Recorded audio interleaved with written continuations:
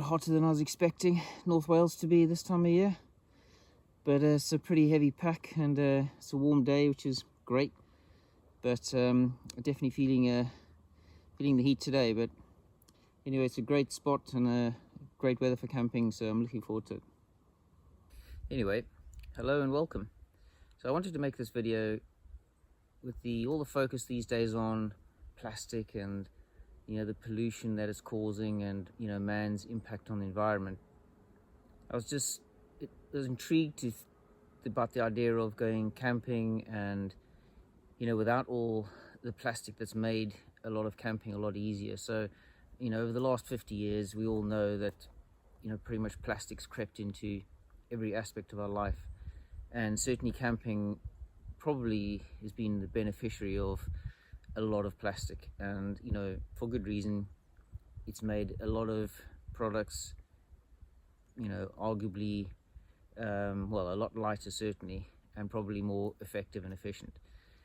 But I think that comes with a price. The stuff's not biodegradable, it'll stay around forever, and you often see people who buy these plastic tents or rucksacks or whatever, and they just discard them. Think of the festivals where you see people have bought a tent for a weekend and just left it there, and it's shocking to think that all ends up in landfill. So the idea sort of has been germinating. Well, if we did try and reduce some of the plastic, and particularly in something like camping or bushcraft, where we like being outdoors and we feel an affinity with nature, clearly we don't want to be damaging and impacting on our environment. So what can we do about it? And this is really a sort of first attempt at can we analyze what we actually use, what are the alternatives to plastic, and how difficult is it to go camping without plastic. There's going to be some compromises certainly, and what do they look like, and how easy is it to do. So that's what this video is about, so stick with me. If you have an interest in that, if you feel inclined to want to do something about reducing the amount of plastic we all use, then take the journey with me, and feel free to comment at the end as well. So I'll just be setting up a camp, be overnighting here, using as many products as I can that I've found that aren't plastic focused, or I think there's going to be an element where it's going to be quite difficult to have absolutely no plastic, but we'll see how we get on. And hopefully this is a starting point. We can take a journey and later videos, and if other people have ideas, what else could we be doing and what alternatives can we find. But I think it's a worthwhile pursuit, and hopefully you'll agree with me, and hopefully you'll join me on the journey. So stick around, we'll see how we get on, and I'll give some conclusions probably tomorrow morning, once I've been through the process, and we'll have another discussion then. So see you later. Anyway, I'll start off by showing you where I've chosen to camp. So it's in a lovely little woodland, mixed woodland in northeast Wales. As I said before, lovely weather. Couldn't have chosen a better weekend for it, particularly as Wales is known for its rain. So pretty lucky to be dry today. Hopefully it lasts, but it's a beautiful spot. We're on a bit of an incline here, looking across the valley. At the other side there's a lovely river down below, surrounded by some farmland. And as I say, this woodland has a mix of conifers and oaks. There's a beautiful sessile oak there growing on the edge of the mountain. So a lovely spot, and this is where I'm going to be setting up for the night. Okay, so for my primary shelter I'm going to be using oilskin tarp or an oilcloth tarp, and this one I got from Bushcraft, Spain.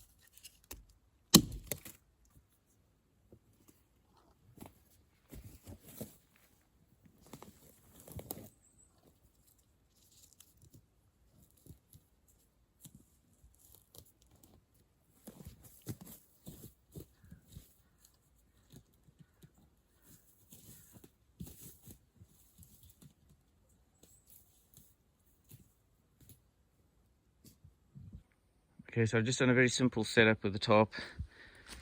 Just really trying to get a bit more cover than making it too open in case it rains. So that's the central ridge. Just tied it off at the back to give it a bit more space inside. Pegged out the back with just some pegs I made on site. Got the ridge line attached there. And then the entrance, by leaving it in this configuration, it gives a bit of a door. So I guess worst case, it could always tie it up should I need to. But inside, there's obviously a fair bit of space in there now. Quite nice soft ground with some moss. But I think I'm going to gather some bracken to put down as a bedding because I don't have any sleeping mat, because sleeping mat is mostly made out of plastic. So in this instance, I'm going to get some bracken.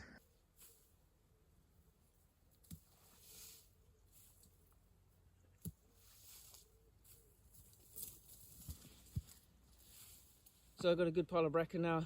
That should be enough to make a decent bed for tonight. And so now it's to get it up to the camp again. So I've tied the bracken into a bundle to make it easy to carry. So the cordage that I've been using for the shelter and for this and for everything else is some sisal rope. So that's made out of natural materials.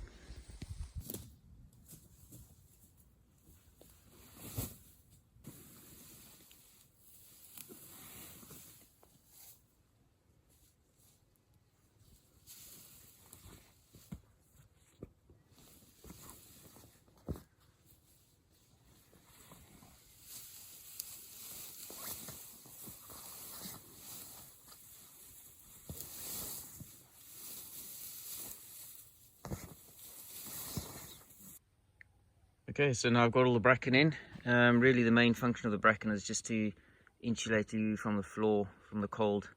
It compresses quite a bit overnight anyway, so it probably won't give too much comfort. It's more just for keeping the coldness from the ground.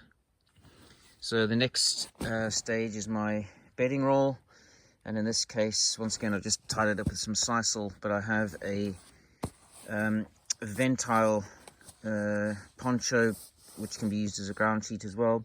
So ventile obviously is made from cotton, and then I have a merino wool blanket, so obviously just made out of pure merino wool, so that should be warm, but it's also a natural material. So I'll put that in now. Okay, so now I've got the ventile as a ground sheet, the ventile poncho as a ground sheet on top of the bracken, and then I've got the merino blanket on top of that. So I can just spread that over myself in the night as it gets colder, and it should be quite warm. It's not the longest, but it should be fine. I mean, merino wool is known to be very warm and insulative, so it should be a pretty warm night with the merino and the ventile. So not anticipating too many problems, and also it's not going to rain on me anyway with the oilcloth top. So that's it. It looks pretty cozy.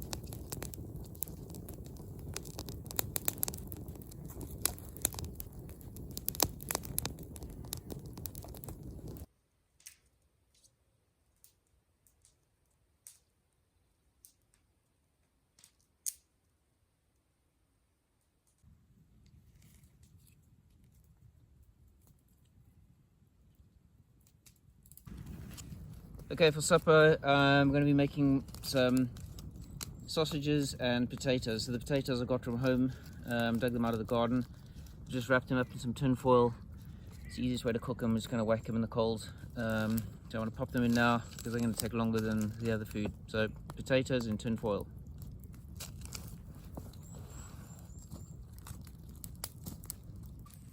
Yeah, there's the potatoes cooking away. Alrighty, something else I brought from home was an onion that we've been growing this year. So I brought an onion and also some homegrown garlic. So the packaging I used was just this wax paper. Packaging was one of the issues I found trying to go plastic free. Plastic bags are so useful, so trying to find an equivalent was pretty tough. But anyway, this wax paper was what I used. So I just need to slice up the onion. I'm going to fry it with the sausages. So I've just made myself a quick cutting board. So this little bow saw I've seen in previous videos, it's all metal, so there's no plastic on it. It's just a folding buck saw. So I used that just to cut this piece of dead, I think it was spruce or something like that. And then I just cleaned up the top with the axe. So that's how I got that cutting board. And I'm just going to use my Opinel now to dice up the onion.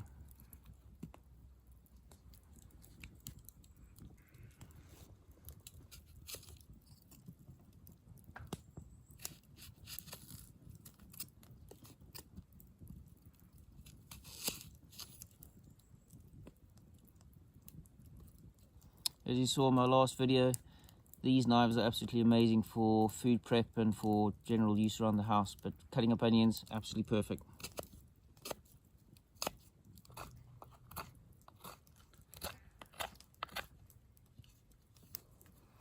Just making a quick spatula for cooking, and I used the same piece of spruce or whatever it was that I made the cutting board out of.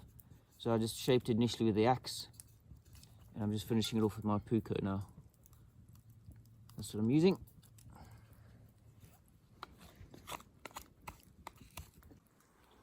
Okay, so the sausages we've got from the butcher, and it's one of the few things you can actually buy, and they give it just in paper wrapping. So literally the butcher gave us the paper wrapping and nothing else. So that's a bonus, no plastic. So I've got 3 sausages I'm going to fry up with some butter, the onions and the garlic, and I'll do that now. Okay, a bit of butter.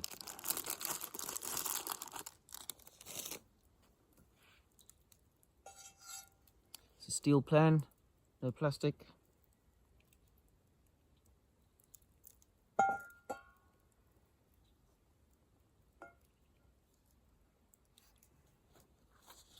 I was going to whack in the onions and the garlic.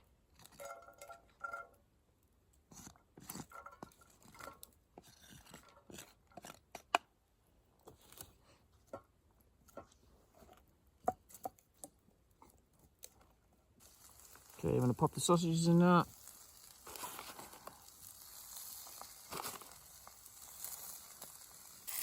There they are, cooking on the fire. We've got the potatoes just to the side.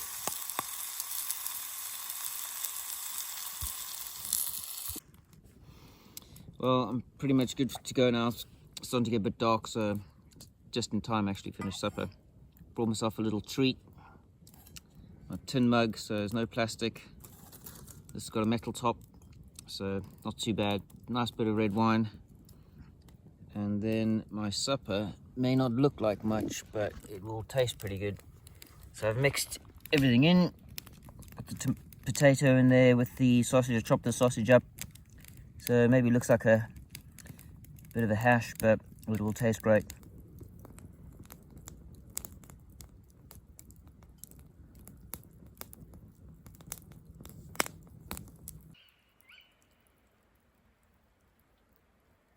I'm just sitting here by the dying embers of the fire, about to go to bed. But there's some strange sounds in the night. Not too sure what they are. Initially thought they were fox, but they could be an owl. But it's pretty nice to hear. Anyway, I'll see you in the morning. Good morning. This morning I just decided to use the Firebox Nano to make my brew. It's a bit quicker, It's all metal, so there's no compromise. Slept fairly well overnight, but the temperature did plummet, particularly around 4 o'clock. With clear sky, so it got really cold. And the blanket was very warm, but what I did notice was, because you're folding it over yourself, where I was, it would open up and you'd come in contact with just the poncho, and there was cold getting through, so it definitely was colder than a sleeping bag, but it's probably something that could be worked on and redesigned to make it more comfortable. But all in all, not too bad. So the only main thing, the real difference between that and a sleeping bag was just the weight. Obviously the ventile, the blanket and the tarp all a lot heavier than the plastic equivalent. So that's probably the main learning. I think generally you can have a pretty comfortable night with this type of kit. So time for a brew now, and then I'll get on to breakfast. Alright, so for breakfast what I've got is just some oats porridge, but one of the things I mentioned yesterday, plastic is so useful for carrying food, so that's one thing I really struggled with. Now I've got these, it's like a waxed cotton cloth tied with some string, so that was my sort of way I got around that one, but I'm sure there's better alternatives out there. But anyway, I've just got some oatmeal and I mixed in some raisins really just to sweeten it. So I'm just going to put that in my pot, my billy can, mix it with some water and milk, and boil it up on the Firebox Nano. So I'll just put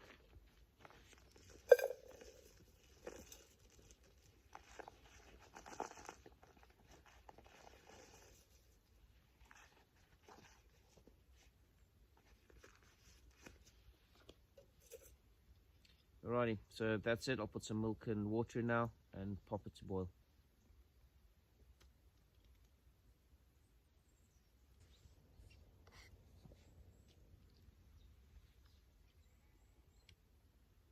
Yep, it's good to go. So I'll just eat it straight out of the pot, saves washing anything. And there's breakfast.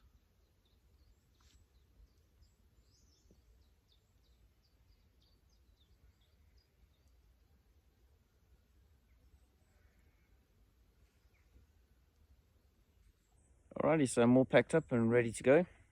Just cleaned up, we'll pack the bag. That's the sleeping area and the fire pit. I've left the fire pit in situ because I have got the landowner's permission to be here. And I might use the spot again in the future. That's why I've left that and not taken it back to its natural state. But yeah, it was a good night out, beautiful spot, so amazing place to do it. And I want to think of this as maybe a starting point to try and explore a bit more plastic-free camping. For those of you who stuck around to the end, then the next video I'm going to go through all the gear that I used, because I think it'd be too much to add to this one. So the gear that I used, the choices I did, what I had, where I got some of it if I can remember, and so if anyone has any further comments they want to add into that one, then make sure you stick around for the next video, which will be coming out fairly shortly after this one. So yep, thanks for watching, and see you next time.